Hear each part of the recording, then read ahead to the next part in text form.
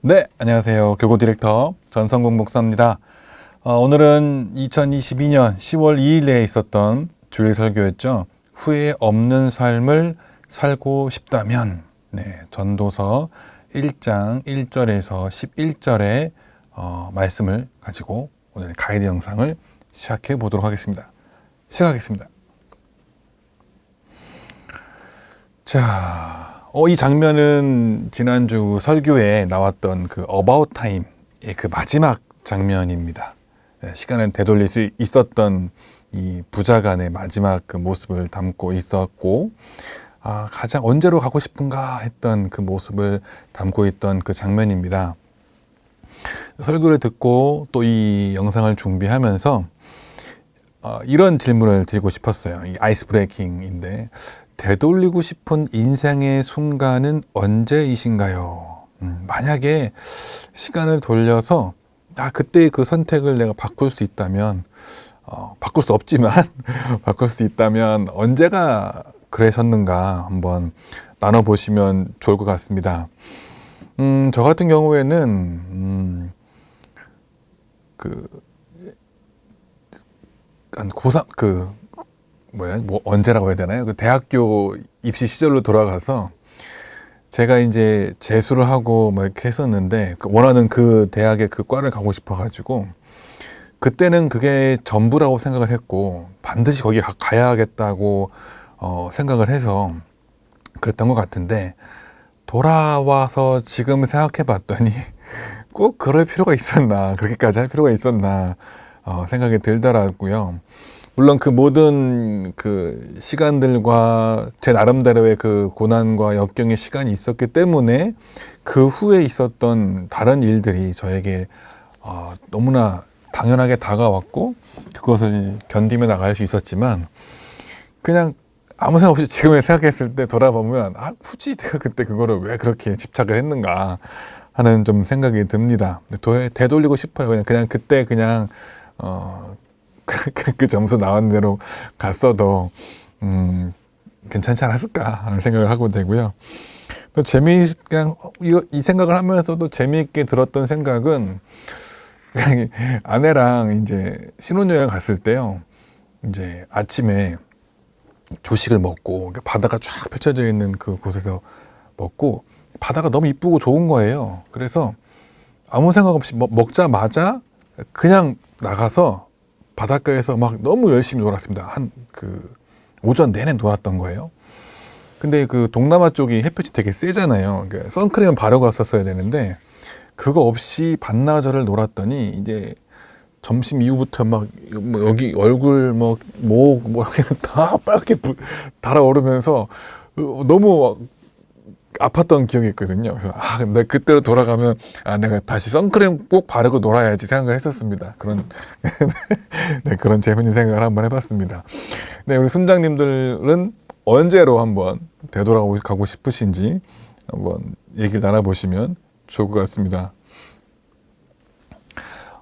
목사님의 설교에 등장했던 브라우니 웨어라는 사람이 있습니다. 그 호주에서 호스피스 병동에서 근무했던 사람인데요.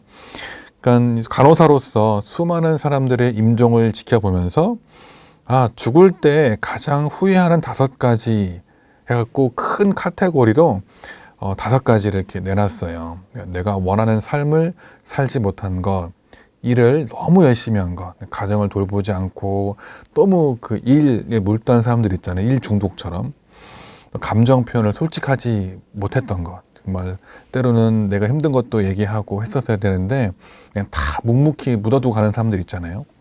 또 옛 친구들의 소중함, 내 행복을 위해 노력하지 못한 것. 5가지를 가지고 보니까 이분의 관점에서 봤더니 수많은 사람들이 이런 큰 카테고리에서 5가지를 후회를 하더라, 이렇게 얘기를 했었습니다. 자, 바쁜 일상을 살아가죠. 특히나 한국에서의 그 생활은 정말 경쟁적이고 타이트하고 바쁜 것 같습니다. 그냥 공항에서 느껴져요, 그게. 그러니까 한국의 공항에서 미국에 있는 공항으로 딱 가잖아요. 그 뭔가 여유로워요. 모든 게 다 여유롭고 좀 편안한 느낌이라면, 미국에 있다가 이제 다시 한국으로 딱 돌아왔을 때는 공항에서부터 뭔가 이제 막 바쁘고 막 타이트하고 막 그런 느낌이죠. 비행기 내릴 때도 사실은 미국 사람들은 당연히 앞에 사람부터 내린다고 생각하기 때문에 그냥 느긋이 앉아 있습니다. 앉아가지고 앞에 사람이 일어나서 나가면, 짐을 챙겨 나가면 그 다음 사람이 또 챙겨 나가고 이렇게 느긋하게 나가는데, 우리나라 사람들은 비행기가 딱 착륙하면 먼저 나가려고 그냥 다 일어나고 막 짐을 꺼내잖아요. 방송 나오잖아요. 그렇게 하지 말라고, 앞에부터 나간다고. 뭔가 그런 것 같아요. 너무 바쁘게 살아가는 거예요. 죽음에 대해서 생각할 여유가 없죠. 내가 곧 죽을 거라는 생각을 하지 않는 것 같아요. 죽음은 우리가 예상하지 못한 순간에 찾아옵니다. 교구 목사로서 어쨌든 거의 1년에 한 20건에서 30건 정도의 장례를 다녀오게 되고요. 또 집례도 하게 되고 조문도 하고, 또 디렉터기 때문에 모든 교구의 장례 보고를 받기 때문에 1년에 진짜 한 200건 정도 이상의 장례 보고를 보고 죽음을 보게 되고요. 느끼게 되는 것 같아요. 저희 또 목사라는 특성상 죽음은 언제 어떻게 올지 알 수가 없다는 것을 인식하며 살아가고 있습니다. 그리고 이제 이런 질문을 하게 되는 거죠. 당신은 주어진 인생을 후회 없이 살았습니까? 장례식에 갔을 때 이제 많은 분들이 앉아 계시고 예배를 드리게 되면 그 순간만큼은 이제 본인들의 바빴던 그 모든 삶이 잠깐 멈춰지고 누군가의 죽음 앞에서 그 앞에 앉아 있는 거잖아요. 그럴 때는 정말 이런 부분에 있어서 한 번쯤은 돌아보시게 되는 것 같고, 또 이럴 때 복음을 전하게 됐을 때 좀 더 깊이 잘 들어가는 것 같습니다. 그러니까 우리도 평소에도 이런 부분, 죽음에 대한 부분은 늘 생각을 하고 있어야 되지 않을까 하는 생각을 하게 됩니다. 자, 오늘 본문이었던 전도서, 인생을 바라보면서 이렇게 말을 하죠. 헛되고 헛되니 모든 것이 헛되다는 것이 솔로몬의 말이었습니다. 근데 이것은 이 헛되다라는 이 말을 좀 잘 우리가 이해할 필요가 있는 것 같아요. 이 히브리어로 헤벨이라고 되어 있는데, 그러니까 수증기, 바람 이런 의미를 갖고 있습니다. 그래서 모든 것이 헛되다라고 하는 것은 정말 아무 의미 없어, 그냥 이 인생 뭐 의미 있어, 그런 느낌이 아니고요. 모든 것이 수증기처럼, 바람처럼, 안개처럼 잠시 동안 있다가 사라진다는 그런 의미로 이해하셔야 됩니다. 특히 안개 같은 경우 그렇잖아요. 아침에 나오면 안개가 뿌예요. 그래서 이거 앞에 안 보이는데 불과 잠깐 사이에 딱 해가 뜨면 싹 사라지거든요. 그런 것처럼 모든 것이 잠시 동안 있다가 사라진다. 잠시뿐인 인생을 어떻게 살아가는 것이 지혜로울까 한다면, 내가 잠깐 있다 간다는 사실을 늘 기억할 필요가 있는 것 같아요. 그러니까 내가 이 땅에 정착을 해서 이 땅에서 영원히 사는 것이 아니라, 나는 잠시 이곳에 있다가 나의 고향인 하나님의 나라로 간다. 그 생각을 가지고 살아가야 됩니다. 그러면요, 세상에 있는 것들에 집착하거나 그것을 더 가지려고 하지 않아요. 우리의 인생은 가벼울수록 더 좋잖아요. 이사를 갈 때라고 생각을 하시면 좋을 것 같아요. 이사를 갈 때 무엇을 바리바리 쌓아서 가면 너무 짐이 많고 힘들잖아요. 근데 뭐가 없다라고 하면, 가볍다라고 하면 편하게 갈 수 있죠.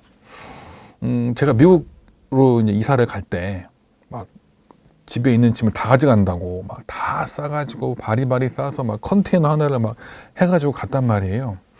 근데 갔더니 그게 다 필요한 게 아니더라고요. 전자기기는 다 안 맞아요. 돼지코고 이런 게 다 안 맞으니까.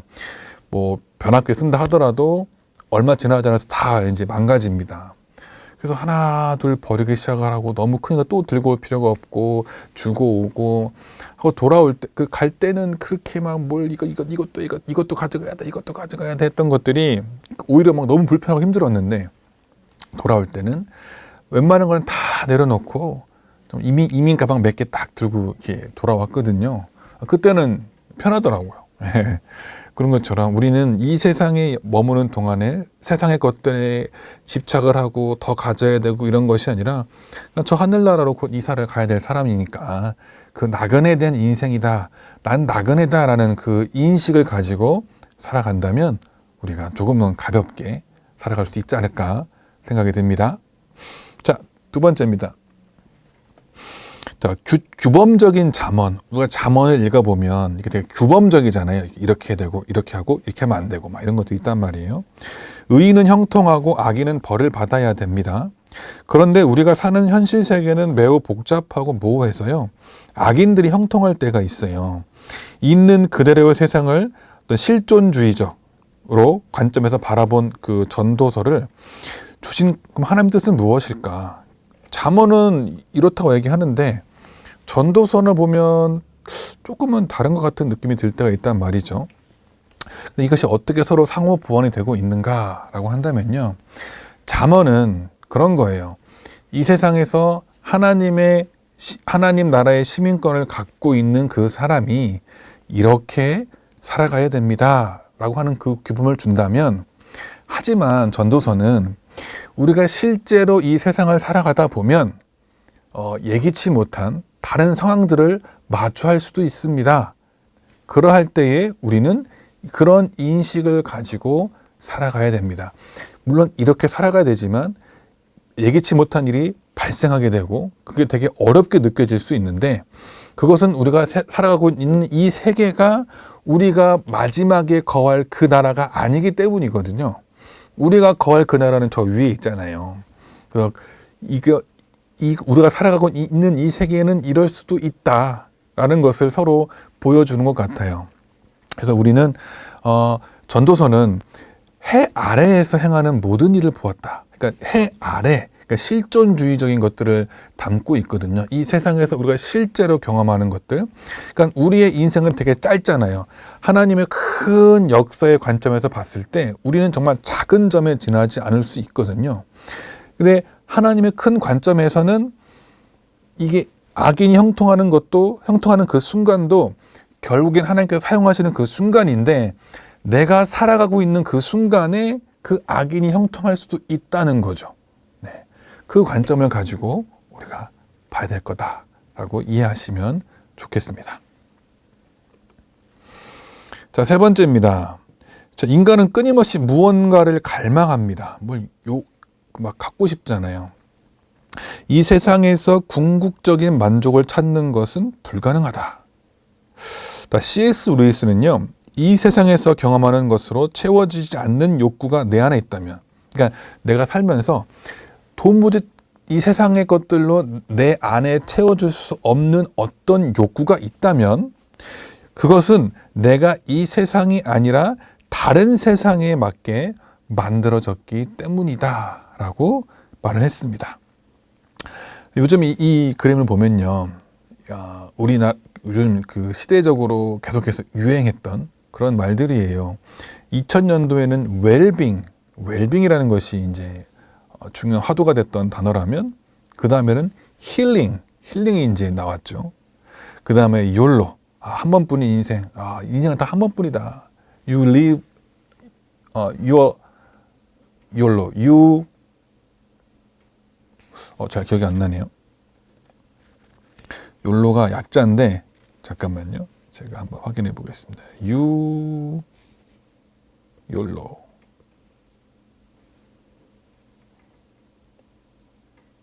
You only live once군요.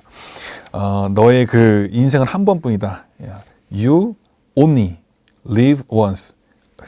YOLO를 따가지고 YOLO라고 해가지고 인생 한 번뿐이니까 막 즐기라는 거예요.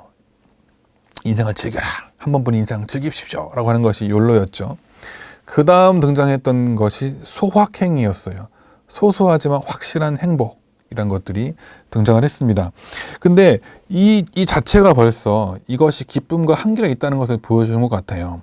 웰빙으로 그게 충분했다라고 하면 힐링이 나오지 않았겠죠. 힐링으로 충분했다면 YOLO가 등장하지 않았을 거고, YOLO가 충분했다. 한 번뿐 이상 즐기라고 했는데 다 즐길 수가 없으니까 소소한데 확실한 그런 행복을 찾아가라. 이게 뭐 그런 거거든요. 뭐 아침에 아이스 아메리카노 한 잔 마시기, 점심에 맛집 찾아가기, 뭐 이런 거예요. 이런 것들은 결국에는 우리의 어떤 만족과 기쁨을 채워줄 수 없죠. 결국에는 이 다음에도 또 무언가가 나올 거예요. 그걸로 또 이 세상 사람들은 그것을 채우려고 할 것입니다. 하지만 결국에는 채워지지 않을 거예요. 무언가 갈망하는 것이 끝나지가 않거든요. 만약에 그게 돈이었다라고 하면, 내가 이만큼만 있으면 좋겠다라고 하면, 그만큼이 생기면, 요거보다 요만큼만 더 있으면 좋겠네. 이렇게 또 바뀐단 말이죠. 그렇게 우리의 그 끊임없는 그 갈망과 욕구와 그 채워지지 않는 것들이 있다는 것을 우리는 알 수 있을 것입니다. 혹시나 무언가 이렇게 내가 어떤 걸 하나를 추구하면서 간 적이 있진 않았나 한번 있으시면 나눠보시면 좋을 것 같아요. 자, 네 번째입니다. 전도자는요, 12장 1절에서 청년의 때에 너의 창조주를 기억하라 라고 권면을 합니다. 자, 죽음의 문턱에서 하나님을 기억하지 말고 하루라도 빨리 그분을 기억할 때 후회 없는 인생을 살 수 있다 라고 얘기를 한 거예요. 내 인생을 심판하신 하나님을 기억한다면 어떤 태도로 살아가야 할까요? 라고 한다면 하나님 앞에서죠. 자, 내가 하나님의 만들어진 작품이다라는 생각을 갖고 살아가는 거죠. 내가 내 스스로 존재하고 내가 어떤 이 세상에서 무언가를 채워가는 것이 아니라 하나님께서 나를 창조하셨고 나를 가장 잘 알고 계시고 나를 부르셨고 보내셨고 내 인생의 목적이 그분을 찬양하고 그분의 영광을 돌리는 것이다 라는 것을 안다면 우리는 다른 삶을 살아갈 수 있죠. 우리가 어디서부터 왔고 어디로 흘러갈 것인가, 그리고 그 사이에서 우리는 무엇을 할 것인가 라고 한다면 그 답이 하나님이라면 우리는 대답을 할 수가 있어요. 하지만 세상 사람들은 대답을 할 수가 없습니다. 이 대답을 어디서 왔고 왜 살아야 되고 무엇을 위해 살아야 되고 우린 죽음 후에 어디로 갈 것인가, 이거에 대한 대답을 우리가 하나님이라고 분명하게 할 수 있다면 우리의 인생은 명확한 그림을 그릴 수 있을 것입니다. 그래서 후회가 없을 거예요. 그래서 마지막 이런 질문을 좀 드리고 싶었습니다. 우리 순장님들의 고향은 어디신가요? 우리의 정말 태어났던 육신의 고향 말고요. 우리 영혼의 고향은 어딜까요? 라고 한다면 바로 저 하늘나라일 겁니다. 그들이 이제는 곧 더 나은 본향을 사모하니 곧 하늘에 있는 것이라. 하늘 소망 가지고 살아가시기를, 그래서 후회 없는 인생을 살아가시기를, 하나님 앞에서 부끄러움 없는 인생을 살아가시기를 주님의 이름으로 축복드립니다. 감사합니다. 다음 주에 뵐게요.